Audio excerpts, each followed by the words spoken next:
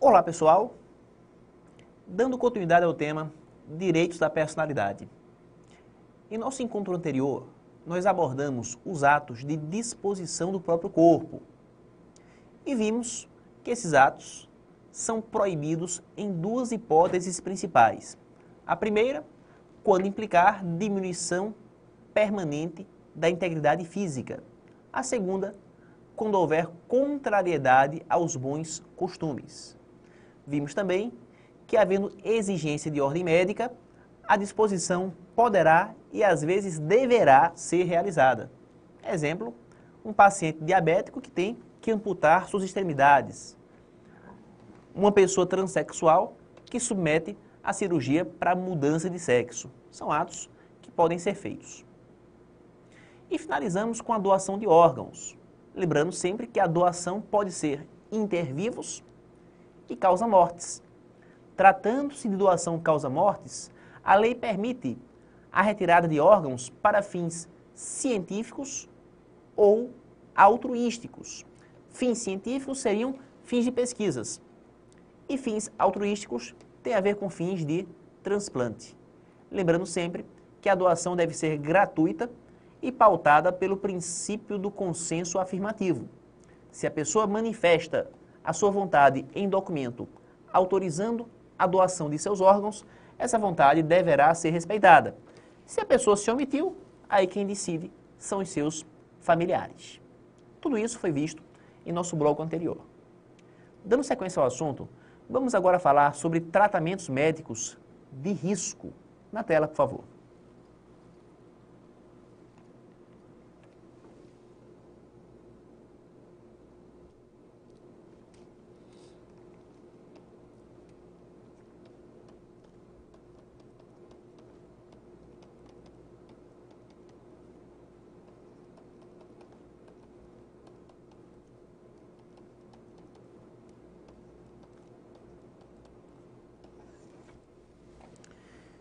Gente, mais uma vez, é importante frisar que quando a pessoa se submete a tratamento médico de risco, a tratamento médico que seja capaz de colocar sua vida em risco, é necessário que ela autorize expressamente a sua realização. Seria inconcebível um médico forçar um paciente a uma cirurgia de alto grau de periculosidade contra a vontade dele. Então, o correto é que o médico explique para o paciente os riscos daquela intervenção cirúrgica e que o paciente assine um TCI. Sabe o que é TCI? Termo de consentimento informado. Um papelzinho, um documento em que ele confirma que foi informado dos riscos e que deseja se sujeitar àquela cirurgia. É o que acontece, por exemplo, com cirurgia de gastroplastia, com cirurgia de redução de estômago. O paciente deve ser informado dos riscos e anuir expressamente na efetivação do ato cirúrgico. Mais uma vez, incide, joga na tela, o princípio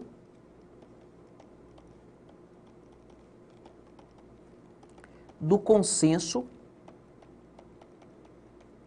afirmativo, que torna necessário o consentimento expresso do paciente a fim de que o médico possa intervir. Mas, professor, e se for um paciente terminal? Gente, mesmo que seja um paciente terminal, ele não pode ser forçado a cirurgias de risco sem que ele consinta. Inclusive, muitos pacientes terminais fazem a opção de morrer em casa, né? Eu não quero mais ficar no hospital. Tira aí essas agulhas, esses tubos, né? Que eu vou para casa morrer no conforto do meu lar. É uma decisão ética da pessoa e que deve ser respeitada. O médico não pode arrastar o paciente para a mesa cirúrgica e forçá-lo a uma cirurgia que o próprio paciente entende desnecessária. Em suma, respeita-se sempre a vontade do paciente. Agora, não confundir esta opção com a eutanásia. Eutanásia é diferente. Eutanásia é homicídio consentido. Homicídio consentido. O paciente chega para o médico e diz: doutor, deu injeçãozinha aí, né? Para eu morrer mais rápido. Aí não pode, não pode. Porque o paciente ele não tem a opção de dispor da sua vida. Simplesmente porque quando o médico realiza a eutanásia, ele está assassinando o paciente. Eu sei que a palavra assassinato é forte, mas é um verdadeiro assassinato. Está tirando a vida de uma pessoa. E isso o médico não pode fazer. Então existe uma fronteira que o médico deve respeitar. O direito à vida. Se o paciente opta por morrer em sua casa e sair do hospital, está de boa. Mas nem por isso o médico vai poder matar o paciente que está em cima de uma cama. Beleza, pessoal? Então, não confundir eutanásia com o consentimento do paciente, aliás, com a vontade do paciente em sair do hospital e morrer no conforto do seu lar. Aliás, quando o paciente opta por não se sujeitar a tratamentos médicos de risco, essa prática, essa opção tem um nome, é a ortotanásia. Ortotanásia, que não se confunde com eutanásia, joga na tela, ortotanásia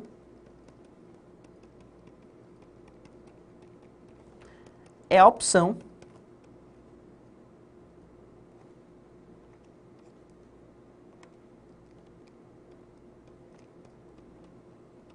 do paciente no sentido de não enfrentar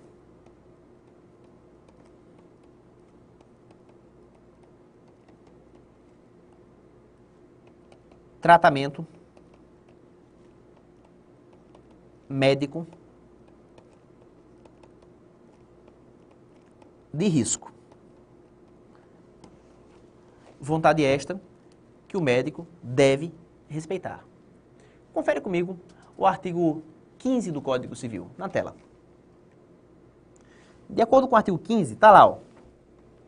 Ninguém pode ser constrangido a submeter-se com risco de vida a tratamento médico ou a intervenção cirúrgica. Né? Ninguém pode ser constrangido a submeter-se com risco de vida a tratamento médico ou a intervenção cirúrgica. Lembrando sempre que para enfrentar tratamento médico de risco é necessário o consenso afirmativo do paciente, que o paciente autorize expressamente a intervenção do médico. Tranquilo. Vamos agora sair dessa seara da saúde, né, e entrarmos no direito ao nome, um direito importantíssimo que a lei reconhece a cada um de nós. Nome. Meus amigos, toda pessoa, quando nasce, recebe o nome dos seus pais. Né? Seus pais colocam o nome na pessoa. E o nome da pessoa ele vai se compor de dois elementos. Na tela.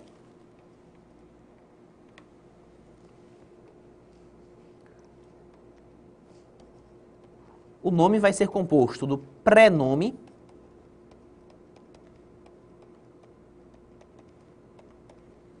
e do sobrenome, que alguns chamam de patronímico. Né? Patronímico é o mesmo que sobrenome.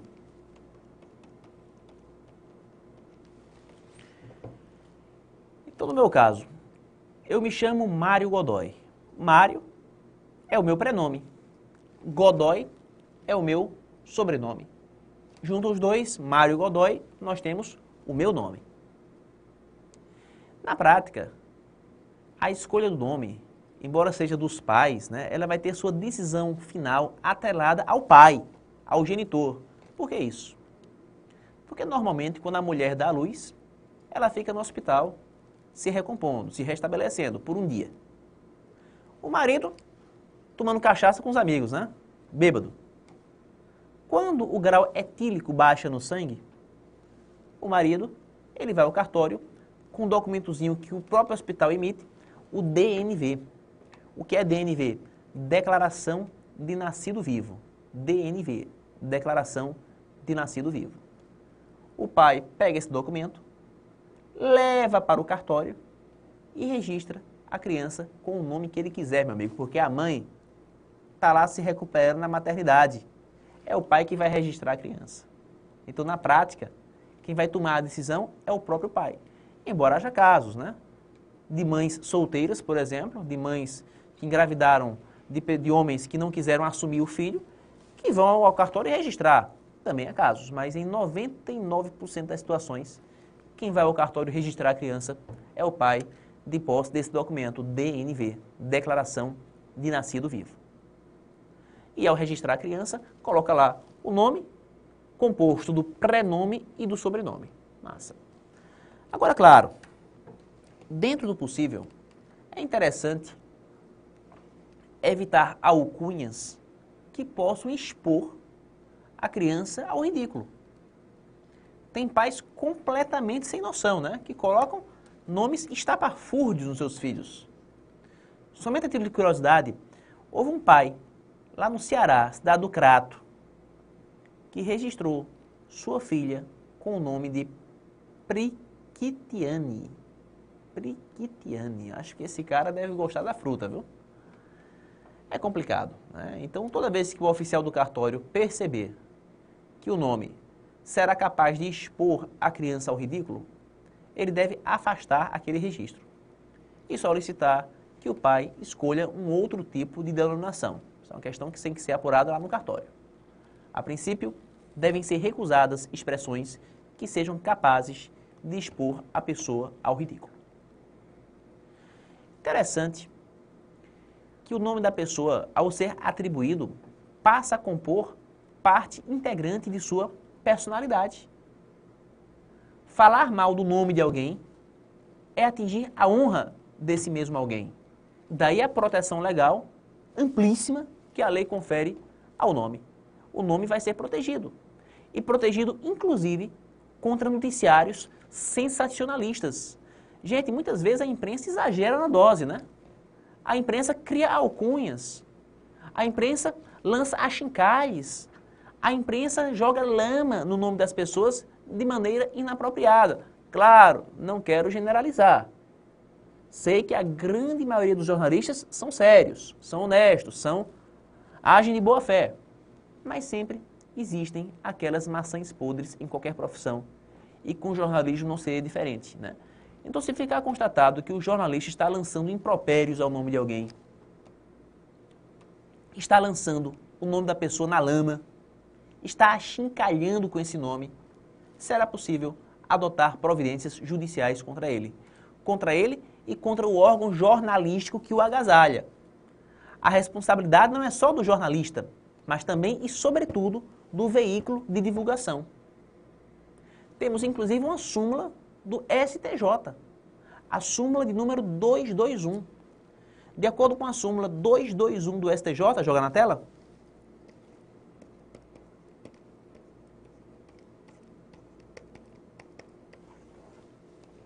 São civilmente responsáveis tanto o autor do escrito como o proprietário do veículo de divulgação, né? Tanto o autor do escrito, que escreveu a notícia sensacionalista, como o proprietário do veículo de divulgação.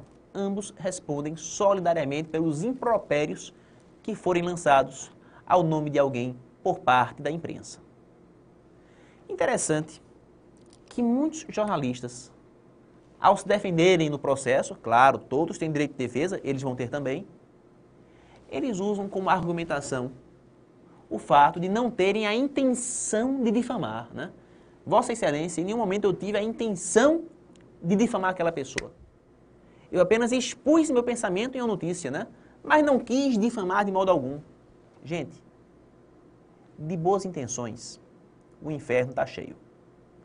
Essa historinha de que ele não teve a intenção de difamar, pouco importa. O que importa é se ele difamou ou não. Analisa-se o fato objetivo da difamação, o fato objetivo dos ataques ao nome, e não a intenção do jornalista. Mesmo que ele não tenha tido intenção difamatória, ainda assim ele deve assumir responsabilidade civil, tanto ele como o proprietário do veículo de divulgação. Confere comigo o artigo 17, na tela.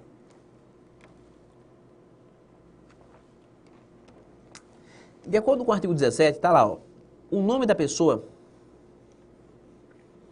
não pode ser empregado por outrem em publicações ou representações que o exponham ao desprezo público, ainda quando não haja intenção difamatória. Essa partezinha final é importante. Ainda quando não haja intenção difamatória. Então, mesmo que o jornalista não tenha querido difamar, se ele difamou, ele deve responder. Beleza. Outro aspecto importante que também envolve o direito ao nome é a sua exploração comercial. Gente, o nome da pessoa pode virar a marca de um produto? Pode.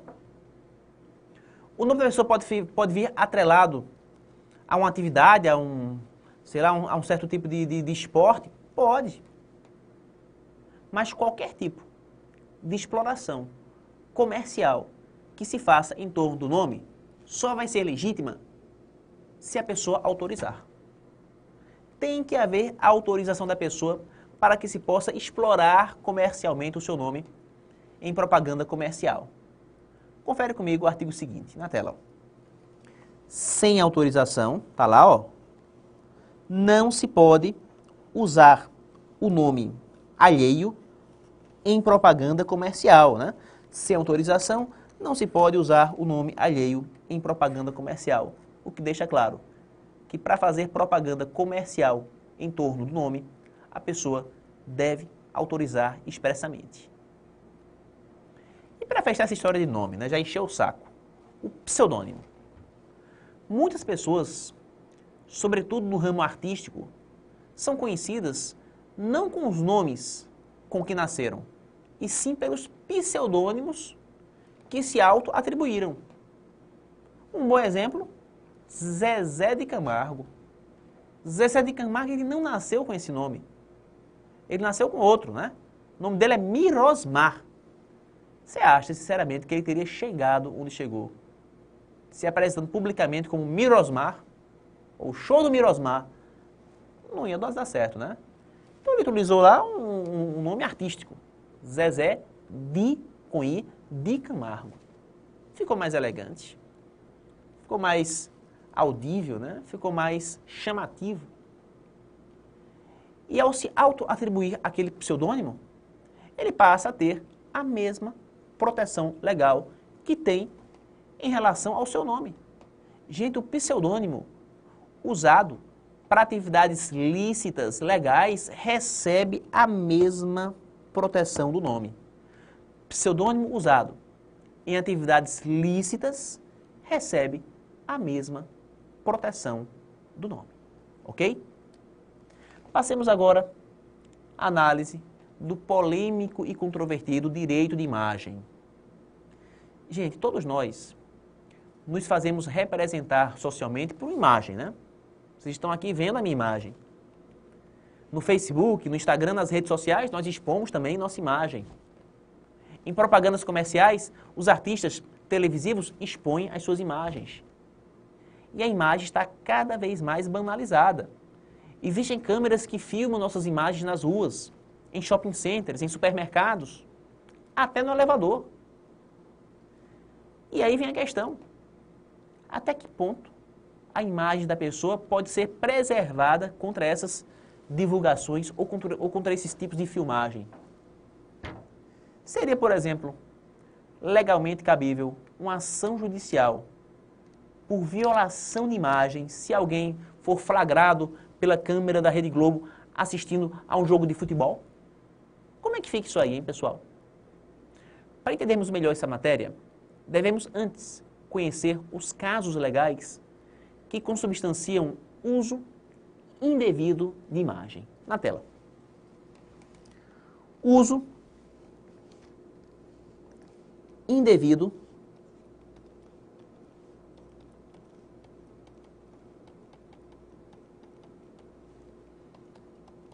de imagem.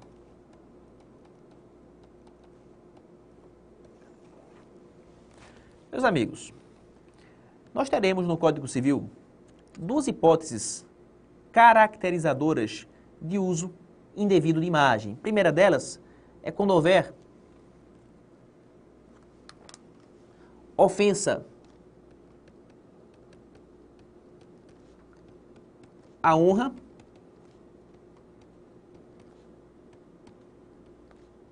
boa fama ou respeitabilidade.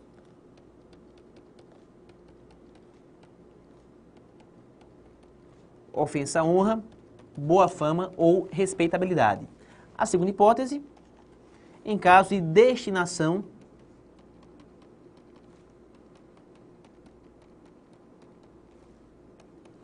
a fins comerciais. Destinação a fins comerciais. Então, primeira hipótese de uso indevido de imagem. Ofensa à honra, boa fama ou respeitabilidade de alguém. Imagina, por exemplo, que uma modelo esteja desfilando na escola de samba, bonita, né? Animada, se requebrando.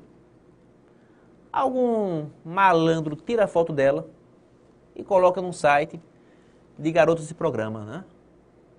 Fulano e tal, garota de programa.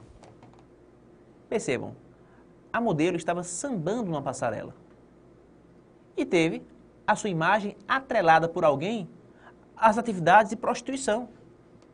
Isso é ofensa à honra. A honra dela, sua dignidade pessoal, está sendo cabalmente atingida. Isso me preocupa bastante, sobretudo no atual cenário, né, da banalização das imagens por meios eletrônicos. Amigas minhas, né, que se expuseram em fotos de biquínis em Facebook, tiveram essas fotos reproduzidas depois em sites pornográficos. Isso é muito sério, pessoal, é muito lamentável. Mas, infelizmente, acontece. E, em acontecendo, cabe à vítima acionar o judiciário e pedir a sua indenização, lógico. A segunda hipótese de uso indevido de imagem, está lá no quadro, na tela, destinação a fins comerciais. O que seria isso? É o cara flagrar o Ronaldinho tomando cerveja numa praia, tirar a foto e colocar no outdoor, né? Cerveja devassa, a cerveja do Ronaldinho. Complicado, né? Só a barriga dele já é uma propaganda da cerveja. Ou, por exemplo, como já aconteceu comigo, um curso concorrente do Eu Vou Passar, pegar a minha imagem e atrelar a aula de Direito Civil no seu estabelecimento, quando eu nunca fiz contrato com esse curso, nunca contratei com esse curso ou autorizei o uso da minha imagem. Teve um curso que foi muito esperto aqui em Recife, eu não vou dizer o nome, por uma questão ética, embora o curso não tenha sido nem um pouco ético comigo.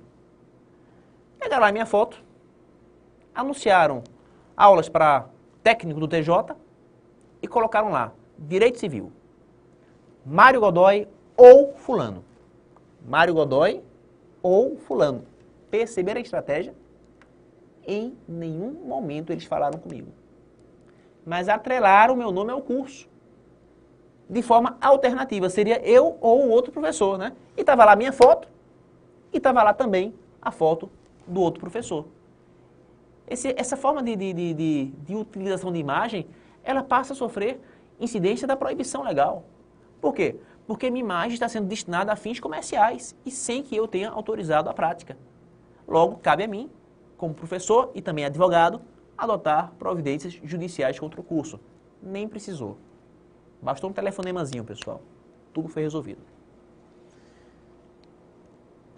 Então, enfim, falar em uso indevido de imagem é falar em uso capaz de provocar ofensa à honra, boa fama ou respeitabilidade da pessoa ou destinação comercial. É basicamente isso. Voltando para aquela pergunta inicial. E se o cidadão estivesse assistindo a uma partida de futebol e a sua imagem fosse flagrada pela câmera da Rede Globo e saísse em rede nacional? Aquele zoom da Globo, né? Eu pergunto, caberia procedimento judicial contra a emissora? Nesse caso, não. Nesse caso, não. Por quê?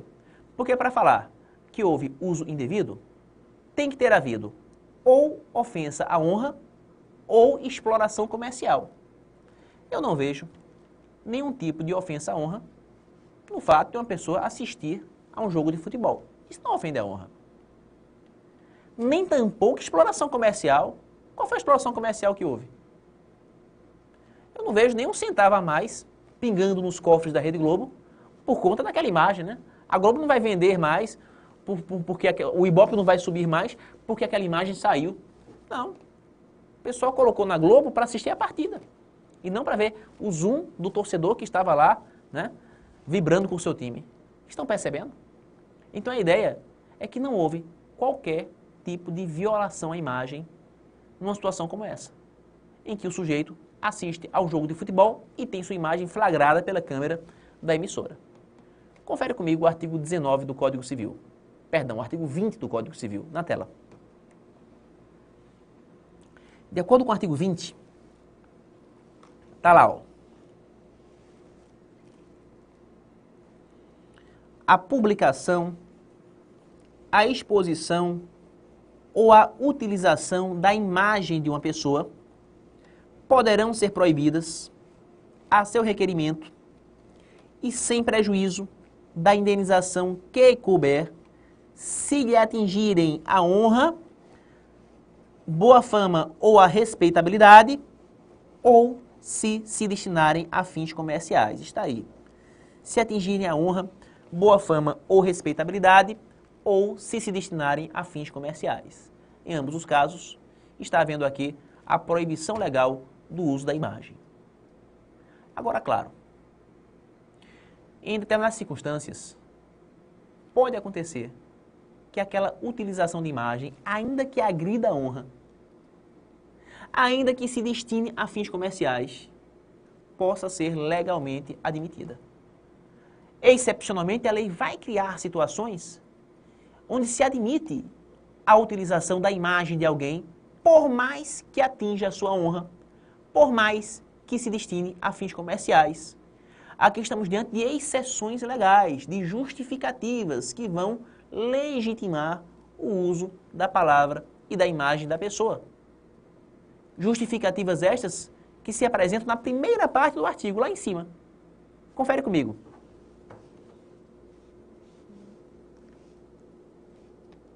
Olha só. Salvo se autorizadas ou se necessárias à administração da justiça ou à manutenção da ordem pública. Aí vem o resto. A publicação, exposição ou utilização da imagem de uma pessoa poderão ser proibidas a seu requerimento sem prejuízo da indenização que couber, se lhe atingirem a honra, boa fama ou respeitabilidade, ou se destinarem a fins comerciais. Mas lá em cima nós temos justificativas legais. Justificativas essas que vão tornar lícito o uso da palavra ou da imagem de alguém, por mais que atinja a sua honra, por mais que se destine a fins comerciais. Em resumo, joga na tela.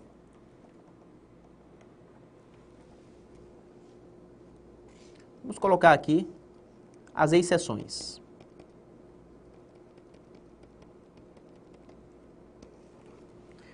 Primeira exceção, autorização.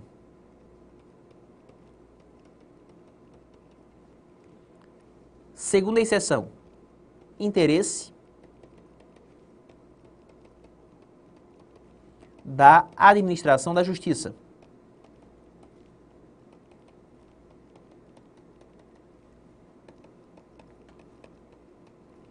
E a terceira exceção, motivo de ordem pública.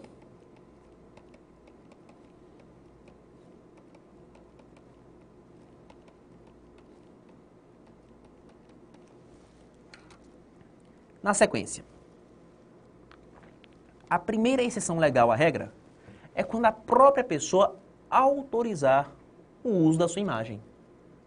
No meu caso, eu fiz concurso, eu vou passar um contrato autorizando a cessão da minha imagem. A minha imagem pode ser divulgada nesse curso. Tanto vocês estão me vendo aqui na tela. Isso é autorização. Se eu autorizo, é possível, portanto, que minha imagem seja explorada nos limites daquilo que eu autorizei. Lógico. A segunda exceção é quando ocorre interesse da administração da justiça. Um bom exemplo, quebra de sigilo telefônico, né? Quando o juiz autoriza a quebra do sigilo telefônico, as conversas entre os interlocutores vão passar a ser reproduzidas nos autos. Ou se o judiciário apreende um celular, né, um notebook de um acusado pela prática de crime, as imagens que estão nela, e que estão nessa tela, também podem servir de prova para embasar a autoria de um crime. Então são casos aí em que o interesse da administração da justiça estaria acima do direito da pessoa à sua imagem, o que legitimaria, sim, o uso daquela imagem para fins judiciais. E a terceira e última exceção é quando houver motivo de ordem pública. Motivo de ordem pública. Quem aqui nunca viu uma fotografia de um foragido embaixo? Procura-se. Procura-se. Motivo de ordem pública. Por mais que o cara se sinta agredido em sua imagem, ele fugiu da penitenciária. Há um motivo de ordem pública no sentido de que ele seja encontrado, a fim de que responda pelo crime que cometeu. Então, se a própria ordem pública clama pela localização do foragido, a imagem dele pode e deve até ser divulgada. Em suma, se a pessoa autorizar, se houver interesse da administração da justiça, ou ainda, se houver motivo de ordem pública, será lícita a utilização da palavra ou da imagem de alguém. Tranquilo? Para fecharmos o parágrafo único do artigo. Na tela. De acordo com o artigo 20, parágrafo único, está lá, ó. Em se tratando de morto,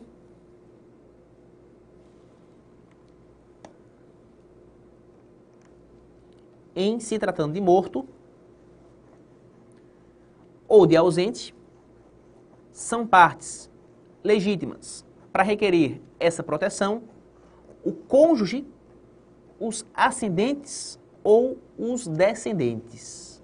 O cônjuge, os ascendentes ou os descendentes.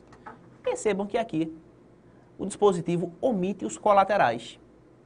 Eu tinha falado para vocês dos colaterais até o 4º grau, quando me reportei ao artigo 12, parágrafo único do Código. E vejo que, particularmente, quando se trata de direito de imagem, os colaterais ficam fora. Caso a imagem do morto seja violada, somente o cônjuge, os ascendentes ou os descendentes é que vão poder entrar com a ação, excluídos, portanto, os colaterais. Como regra geral, os colaterais estariam incluídos no esquema da proteção, mas particularmente, tratando-se de proteção de imagem, se a questão do concurso falar sobre proteção de imagem, os colaterais ficam fora, somente estando legitimados o cônjuge, os ascendentes ou os descendentes da pessoa falecida. Tranquilo? Um forte abraço e até o nosso próximo bloco.